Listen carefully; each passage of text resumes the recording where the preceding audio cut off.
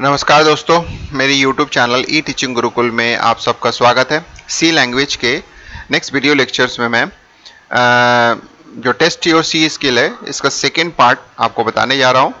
तो ऐसे ही बहुत सारे मैं आपको पार्ट्स में समझाऊंगा कि अलग अलग तरीके के स्किल जो कि कभी कभी इंटरव्यू क्वेश्चंस में पूछते हैं या टेस्ट होता है तो उसमें पूछते हैं, तो वहाँ पे आपको कैसे करके सॉल्व करना है वो चीज़ें हैं। तो उसके आइडिया, बेसिक आइडियाज़ मैं प्रोवाइड करने की कोशिश कर रहा हूँ ताकि बाकी क्वेश्चंस के साथ आप उसको यूज़ कर सकते हो। तो जैसे इसमें क्वेश्चन एंड आंसर दोनों बताऊंगा। आज का जो मेरा पार्ट 2 है वो है कंट्रोल इंस्ट्रक्शंस पे है। कंट्रोल इंस्ट्रक्शन मतलब कंडीशनल, जैसे कि आपके पास स्टेटमेंट्स होते हैं उसका यूज़ करने का तरीका आपको पता चलेगा। तो इस वीडियो को आप लास्ट तक देखिएगा जिसमें कि बहुत सारे इंटरेस्टिंग से सवाल है जो कि आपको जानकारी मिलेगा और उसका आंसर क्या होगा उसको आपको सोचने का तरीका मैं बताऊंगा। तो चलिए स्टार्ट करते हैं। सबसे पहला क्वेश्चन है कि इस क्वेश्चंस का जो आउटपुट है वो क्या होगा। आप देख सकते हैं कि what would be the output of the following program. Simple सी बात है, ये स्विच केस स्टेटमेंट है तो सब कुछ इसमें ठीक है, कोई प्रॉब्लम नहीं है। अगर हम देखेंगे तो यहाँ पे आपके पास जो कंडीशंस है 1 है, उस कंडीशंस के बेस पर हमारा ये चल रहा है।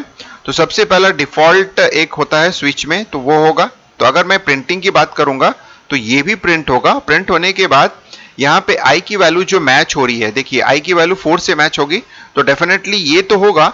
ये होने के बाद यानी ये इससे ये प्रिंट हो जा रहा है और उसके बाद ये लगातार आगे बढ़ेगा और आगे बढ़ने के बाद जैसे i इज इक्वल टू 4 है तो i इज इक्वल टू 4 के इसके केस में क्या हो रहा है कि ये सीधी सी बात यहाँ पे कोई ब्रेक नहीं हुआ, तो ब्रेक न होने की वजह से यहाँ पे से वो स्टेटमेंट यहाँ पे आएगा और ये जो होता है इसको प्रिंट करेगा और प्रिंट होने के बाद यहाँ से वो ब्रेक हो जाएगा। तो ब्रेक होने से यहाँ से स्टेटमेंट सीधा सीधा बाहर आ जाएगा। तो इस तरह से आप देखें कि डिफॉल्ट उसने लिया और उसके बाद जो होता है सीधा सीधा नेक्स्ट स्टेटमेंट में उसने कैच किया और कैच करने के बाद जो होता है इसको प्रिंट किया और प्रिंट करने के बाद ये बाहर आ गया। तो ये हो गया पहले क्वेश्चन का आंसर।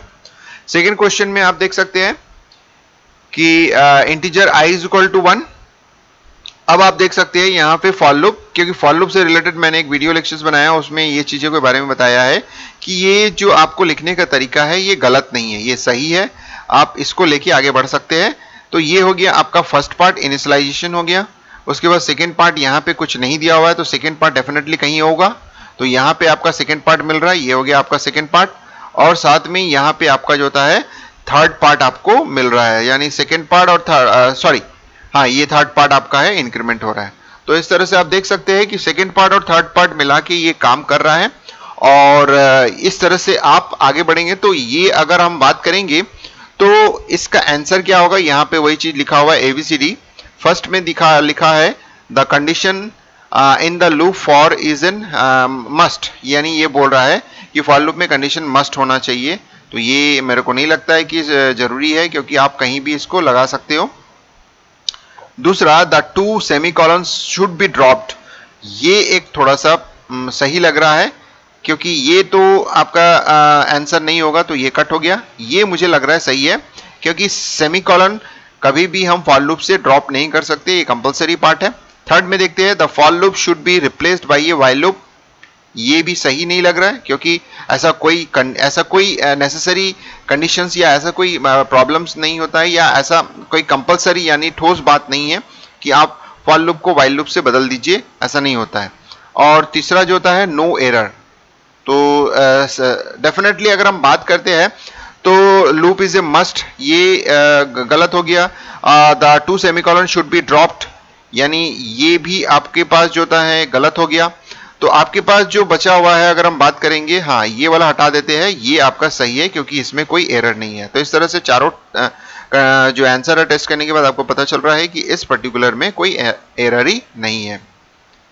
नेक्स्ट क्वेश्चन में आपको दिया हुआ है point out the error if any in the while loop, आ जाते हैं। तो सीधी सीधी बात अगर हम बात करेंगे तो यहाँ पे कंडीशन होना जरूरी है, यानी ये वाला बॉक्स यानी ये वाला जो पार्ट है ब्रैकेट है खाली नहीं छोड़ सकते हैं। तो देखते हैं कि हमारे पास क्या क्या आंसर दिया हुआ है। A, the condition in the while loop is a must, ये सही लग रहा है, फर्स्ट स्टेटमेंट एकदम सही है। बाकी को पढ़ लेते हैं, कोई प्रॉब्लम नहीं है। There should be at least a semicolon in the while loop, नहीं ये भी सही नहीं है। The while loop should be replace by for loop, ये भी सही नहीं है, कोई ऐसा कोई स्टेटमेंट है ही नहीं, कहीं भी नहीं पढ़ोगे आप कि वाइल लूप फॉर लूप से चेंज कर देना चाहिए। और नो एरर तो हो ही नहीं सकता, क्योंकि कंडीशन मस्ट होना चाहिए, मैंने आपको बताया, तो ये वाला खाली जगह छोड़ नहीं सकते, तो इसलिए ये नो एरर का केस आएगा नहीं, तो फर्स्ट वाला जो आपके पास है आंसर सही है। कंट्रोल स्टेटमेंट में नेक्स्ट में आपको दिखा रहा है कि point out the error if any in the while loop. So फिर से देखते हैं क्या क्या है। पहला चीज तो मुझे कोई प्रॉब्लम नहीं लग रहा, सही है, ओके है। दूसरा चीज भी सही है, कंडीशन जहां होना चाहिए वो लिखा हुआ है, सही है ये भी।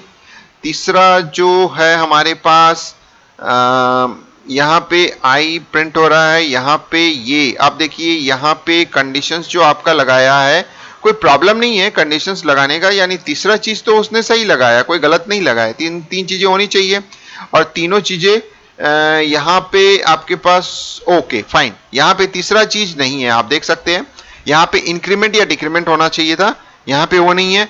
अब इंक्रीमेंट एंड डिक्रीमेंट का कोई प्रोविजन यहाँ नहीं दिया हुआ है। और दूसरा यहाँ पे बोल रहा है कि यहाँ से गो टू हेयर, यानी यहाँ पे आने की बात कर रहा है। तो देखिए एक अलग स्कोप है, यानी ये एक मेन का स्कोप है और एक फंक्शन का स्कोप है। तो गो टू इस्तेमाल हमेशा सेम स्कोप में करना चाहिए, आउट ऑफ द स्कोप नहीं कर सकते। यानी आप किसी एक एरिया में है और उसके बाद गो टू दूसरे एरिया में जाएंगे तो ये रेस्ट्रिक्टेड होता है, तो यानी ये अलाउ नहीं है। तो एक तरीके से इसमें जो एरर पॉइंट आउट होता है वो यही है कि गो टू का यूज अगर आप करते हैं, गो टू स्टेटमेंट का यूज करते हैं, तो सेम फंक्शन यानी जिस स्कोप में है, यानी जैसे मेन के अंदर गो टू यूज कर रहे हैं तो मेन के अंदर ही आपके पास ये हेयर का रेफरेंस होना चाहिए, ना कि किसी दूसरे फंक्शन में उसका रेफरेंस होना चाहिए। या किसी फंक्शन में अगर आप गो टू इस्तेमाल करते हैं तो उसी फंक्शन के अंदर आप उसको करेंगे, तो ये अनप्रेडिक्टेबल जंप कभी भी नहीं होना चाहिए। तो ये हमारा। अब हम लोग देखते हैं question number 5, point out the error if any in the following programme. अब फॉलोइंग प्रोग्राम में अगर हम पॉइंट आउट की बात करते हैं तो स्विच आई लिखा हुआ है, केस आई अगर हम बात करेंगे ये हो गया। हाँ तो देखिए इंटरेस्टिंग सी चीज है, आपको एट स्टेज इसको आपको पता नहीं चलेगा क्या होता है। आपको मैं बता रहा हूं कि इसमें प्रॉब्लम्स क्या है। प्रॉब्लम्स हमको डायरेक्टली दिखाई दे रहा है। कभी भी अगर हम स्विच केस में यूज करते हैं तो कांस्टेंट वैल्यू यूज किया जाता है, कभी भी हम यहाँ पे एक्सप्रेशन यूज नहीं कर सकते हैं। तो ये एक प्रॉब्लम है जिसको आपको ध्यान देना है, क्योंकि यहाँ पे इक्वल टू जैसे कोई कंपैरिजंस नहीं होता है, यानी फॉलो इफ कंडीशन या इफ स्टेटमेंट में हम यूज कर रहे हैं वैसा नहीं होता है।